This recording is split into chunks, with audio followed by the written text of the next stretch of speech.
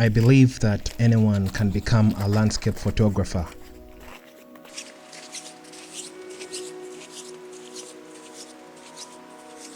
But what sets others apart from the rest isn't just camera equipment, but passion and art.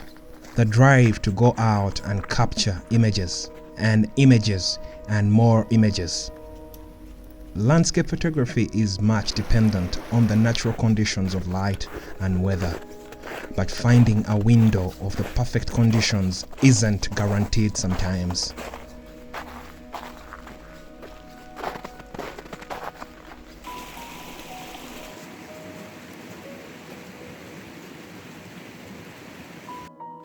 Hello beautiful people, welcome to the Kennedy's channel. Ken is my name, and today the conditions are just perfect. They may not be perfect, but these are the kinds of conditions I really wanted to try and photograph, because I have never done photography under such conditions. I mean, it snowed, and just towards this direction where I'm going, there is a little lake called La Gestel. So the conditions are really awesome. I'm just walking in this little road that just runs through this forest of pine trees, and it's pretty interesting. But what really is making the scene very beautiful is the fact that there's a lot of mist, foggy kind of ambience.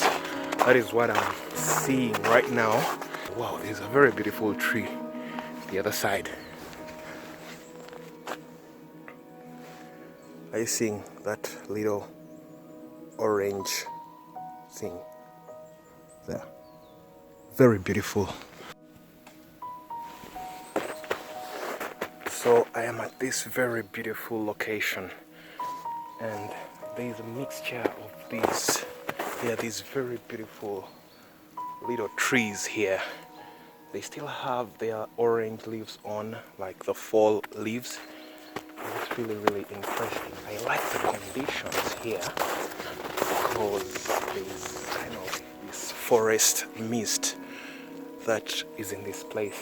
I have never done photography under such conditions, and I think this is going to be my very first experience in trying to get some cool photographs of the forest.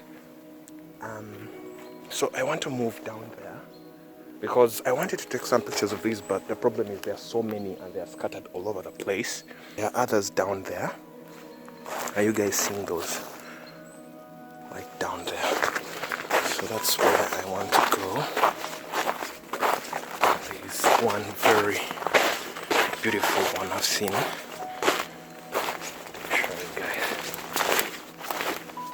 Like that little tree there. It's very quiet in here. It's pretty interesting. So this is the tree I want to photograph. This here. That's the tree I want to photograph. And when you move further down here, wow, this is beautiful. Are you guys seeing that? So I set up my camera to capture what I thought should have been a cool image. Bringing this image in post-production, I realized I had committed an unforgivable photographic sin. That was scary. Man, that was scary.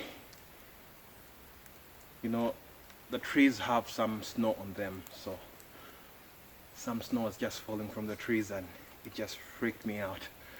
Wow. Anyway, it's scary being out in the wild, all by yourself.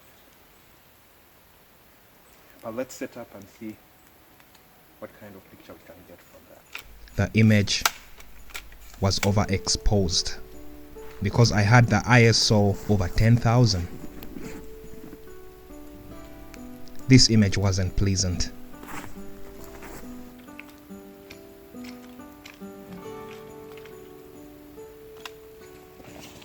After that failed attempt, I moved on to find something else.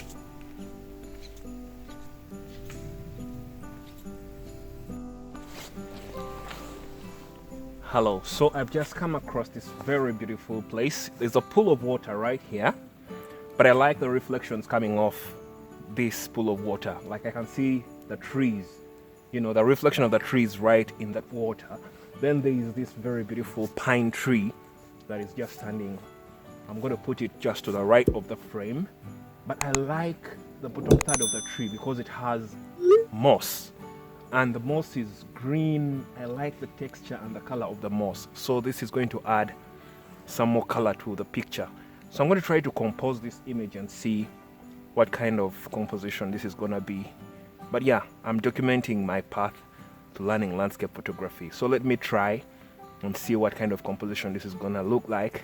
And of course, I've been watching a couple of tutorials on YouTube and all that kind of stuff. But now it's time to come out to the wild, come out in the forest and try and get some pictures, because you can only learn by doing. Let's see this composition here. But this time, I was very cautious. Precision was key. I set up my camera, but after taking the first shot, I realized that the flash was on, which I had to turn off. The idea behind the image that you are about to see was to capture a pano, or what you would call a panorama, where you take multiple images and then stitch them together, either using Photoshop or Adobe Lightroom to create an HDR raw image file. If you want to know how I did this, kindly let me know in the comment section. What do you think? Leave a comment about these images.